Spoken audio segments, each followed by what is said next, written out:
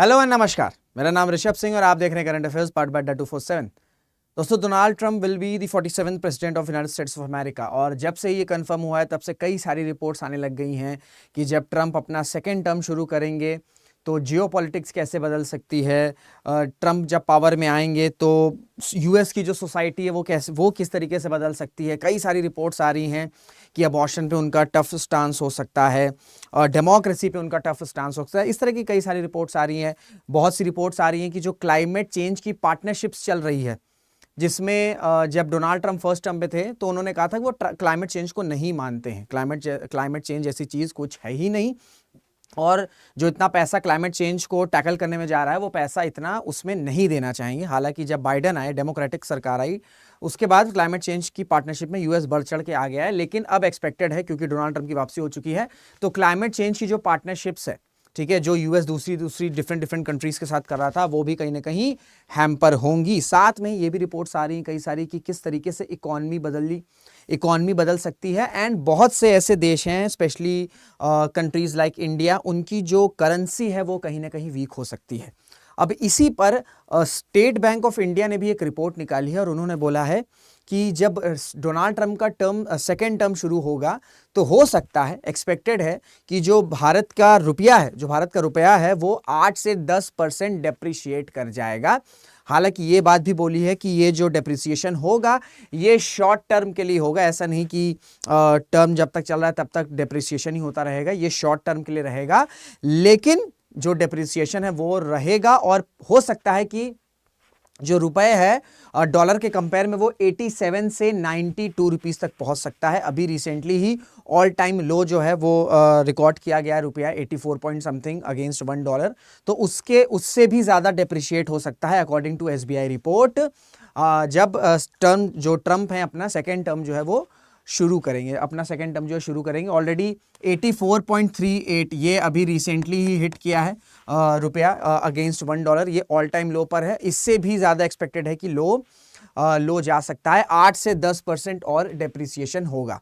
देखिए, बाइडेन, उससे पहले डोनाल्ड ट्रंप, उससे पहले आपके ओबामा थे, ठीक है। ओबामा का जो सेकंड टेन्योर था उसमें अगर हम बात करें किस तरीके से चेंजेस हुए, तो डेप्रिसिएशन रेट -28.7, 11.3, 14.5, 0.3, और अब एक्सपेक्टेड है जब ट्रंप 2.0 शुरू होंगे तो 8 से 10% जो है वो और डेप्रिसिएशन हो सकता है। अब देखिए, ऐसा क्यों ये रिपोर्ट्स आ रही हैं, ऐसी क्यों रिपोर्ट्स आ रही है, पहले आपको जानना होगा कि ऐसी रिपोर्ट्स क्यों आ रही हैं कि जो दुनिया है, जो इमर्जिंग इकोनॉमीज हैं, उनकी जो करेंसीज है वो गिर सकती है। चाहे हम चाइना की बात कर लें, चाहे हम भारत की बात कर लें, और जो डिफरेंट देश हैं उनकी भी गिर सकती है और डॉलर स्ट्रांग होगा। देखिए, एक्सपेक्टेड है, क्योंकि डोनाल्ड ट्रंप ने बहुत बड़े लेवल पर जो कैंपेन किया था, बहुत एग्रेसिव लेवल पर किया था, और एक्सपेक्टेड है कि जब ये वापसी करेंगे तो ये बहुत बड़े रिफॉर्म्स ले सकते हैं अपने यूएस की इकोनॉमी से रिलेटेड, यूएस की जीडीपी से रिलेटेड। तो इसी वजह से जो ग्रोथ की पॉलिसीज एक्सपेक्ट की जा रही है, देखिए मार्केट जो रन करता है ना, वो एक्सपेक्टेशन से रन करता है कि अच्छा ये अगर लीडर आएंगे तो इनकी पॉलिसीज, क्योंकि पहले जो इनके टर्म की पॉलिसी, ऐसा नहीं कि डोनाल्ड ट्रंप पहली बार प्रेसिडेंट बनने वाले, इससे पहले वो प्रेसिडेंट बन चुके हैं, तो उसमें उन्होंने बड़े एग्रेसिव रिफॉर्म्स किए थे, इंटरेस्ट रेट्स को बढ़ाया था, जिस वजह से जो डॉलर है वो स्ट्रांग हुआ था, ठीक है। तो इसी एक्सपेक्टेशन से मार्केट चलता है, यही प्रेडिक्शन से मार्केट प्रिडिक्ट कर रहा है कि डोनाल्ड ट्रंप जब अपना सेकेंड टर्म स्टार्ट करेंगे तो वो कुछ ग्रोथ पॉलिसीज पर फोकस करेंगे जिससे यूएस की इकोनॉमी स्ट्रांग हो, क्योंकि ऑलरेडी यूएस की इकोनॉमी में भी कहीं ना कहीं इश्यूज चल रहे हैं। प्लस जो फेडरल पॉलिसीज है, जो फेडरल बैंक की पॉलिसीज रहेगी, उसमें एक्सपेक्टेड है कि जो इंटरेस्ट रेट है वो यूएस का जो फेडरल बैंक है उसको बढ़ा दे।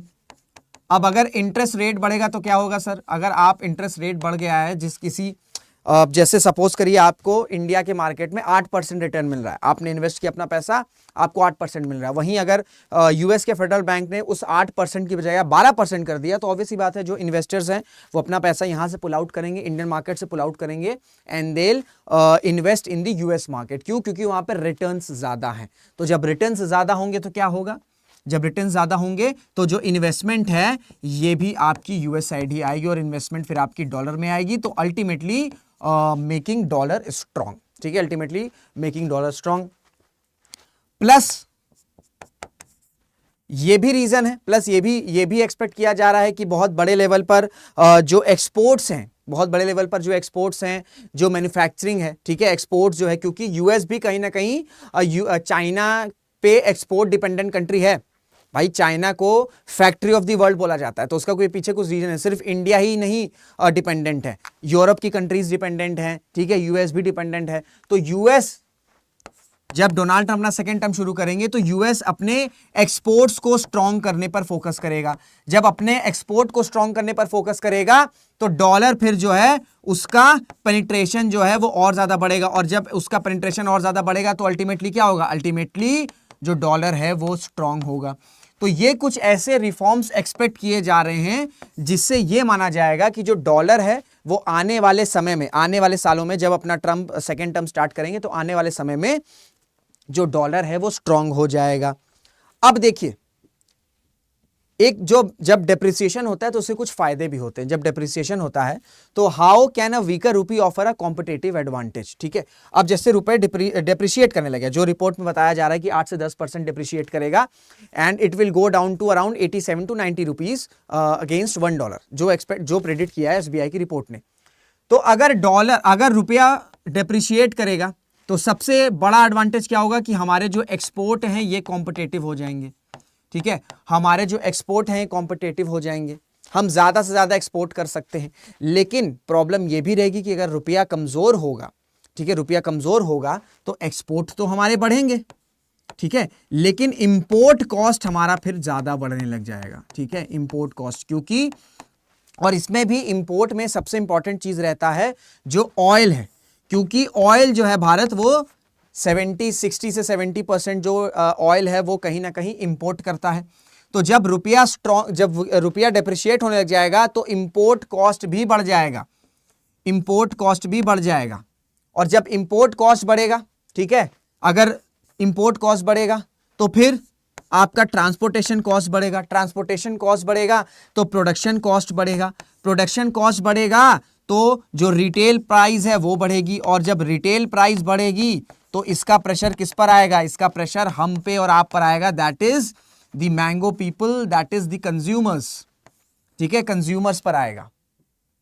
तो शॉर्ट टर्म के लिए रुपया का डिप्रिशिएट होना अच्छी बात है, एक्सपोर्ट बूस्ट करेंगे, लेकिन इन द लॉन्ग रन फिर जो है भारत में इन्फ्लेशन या जिस भी देश की करेंसी वीक होगी वहां पर फिर इन्फ्लेशन आने के भी चांसेस होंगे। कोविड के बाद इन्फ्लेशन क्यों आया, 2 रीजंस की वजह से आया। एक तो जो ऑयल एक्सपोर्टिंग कंट्रीज हैं उन्होंने ऑयल की सप्लाई कट कर दी, ठीक है, ऑयल की सप्लाई कट कर दी, प्लस क्योंकि कोविड का इंपैक्ट यूएस पर बहुत बड़े लेवल पर पड़ा था, तो यूएस के फेडरल बैंक ने क्या किया, यूएस के फेडरल बैंक ने इंटरेस्ट रेट बहुत ज्यादा बढ़ा दिए। तो ऑलरेडी इंटरेस्ट रेट बढ़े फेडरल बैंक के, प्लस इधर ऑयल एक्सपोर्टिंग कंट्रीज ने ऑयल की सप्लाई कट कर दी है, तो ये दोनों फैक्टर्स मिल गए, जिससे क्या हुआ, जिससे पूरे दुनिया में, पूरे वर्ल्ड लेवल पर आपका इन्फ्लेशन हमें देखने को मिला। और आज भी जो कंट्रीज हैं, बहुत सी ऐसी कंट्रीज हैं जहां पर इन्फ्लेशन बहुत ज्यादा लेवल पर है।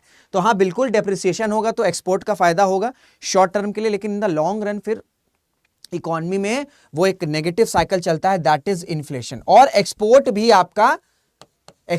आपका शॉर्ट टर्म के लिए फायदा होता है, क्योंकि अगर आपका प्रोडक्शन कॉस्ट महंगा हो रहा है, ठीक है, ये शॉर्ट टर्म है, वेल एंड गुड, बट यही डेप्रिसिएशन अगर लॉन्ग टर्म में होने लग जाएगा तो क्या होगा, लॉन्ग टर्म में जब होने लग जाएगा तो ऑलरेडी प्रोडक्शन कॉस्ट महंगा हो रहा है, ठीक है, तो जब प्रोडक्शन कॉस्ट महंगा होगा तो हमारे जो एक्सपोर्ट बनाने की क्वांटिटी है, I am not talking about the quality, I am talking about the quantity, quantity क्या होगी, क्वांटिटी आपकी कम होने लगेगी, क्योंकि महंगा होगा ना भाई।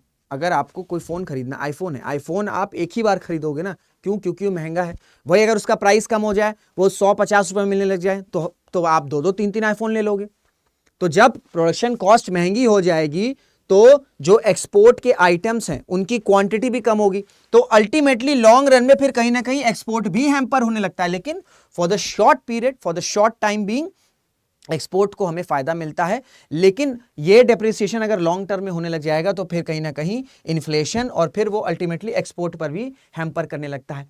प्लस ये चीज तो मैंने आपको ये चीज मैंने आपको समझा दी कि कैसे अगर रुपया डिप्रिशिएट होगा तो डोमेस्टिक मार्केट हैम्पर हो सकता है। अब हम बात करते हैं डोनाल्ड ट्रंप की वापसी होगी। डोनाल्ड ट्रंप की वापसी होगी, एक्सपेक्टेशन है कि डॉलर स्ट्रांग होगा, डॉलर स्ट्रांग होगा, ये प्रिडिक्शन किया जा रहा है, ठीक है, डॉलर विल गेट स्ट्रांग। अब अभी ब्रिक्स समिट है, अभी ब्रिक्स समिट हुआ और भारत समेत चाइना हो गए और जो लाइक माइंडेड कंट्रीज हैं, जो इमर्जिंग कंट्रीज हैं, उनका क्या ऑब्जेक्टिव है? उनका ऑब्जेक्टिव है de dollarization. De dollarization, de dollarization का मतलब क्या भैया? डी डॉलराइजेशन का मतलब है कि डॉलर पर डिपेंडेंसी कम होनी चाहिए, ठीक है, डॉलर पर डिपेंडेंसी कम होनी चाहिए। तो ये भी कहीं ना कहीं हैम्पर करेगा, क्योंकि अगर इन्फ्लेशन आएंगी डिफरेंट कंट्रीज की, भारत समेत और जो इंपॉर्टेंट कंट्रीज हैं, अगर उनका जो लोकल करेंसी है वो अगर डेप्रिशिएट होने लगेगा तो फिर मार्केट में कहीं ना कहीं एक इंस्टेबिलिटी, एक वॉलेटिलिटी रहेगी और फिर इन्वेस्टर्स अपना पैसा कहां इन्वेस्ट करना चाहेंगे? एक सेफ जगह पर, एक सेफ करेंसी पर, and that currency will be dollar. तो अगर डॉलर स्ट्रांग होगा तो जो डेप्रिसिएशन होगा लोकल करेंसीज का, उससे डोमेस्टिक मार्केट भी इंपैक्ट होगा। प्लस जो रुपया का इंटरनेशनलाइजेशन की बात की जा रही है, ठीक है, कि हमें रुपीस को इंटरनेशनल लेवल पर लेके जाना। इंटरनेशनल लेवल पर हम कैसे लेके जाएंगे? जब हम अपने एक्सपोर्ट को मजबूत करेंगे।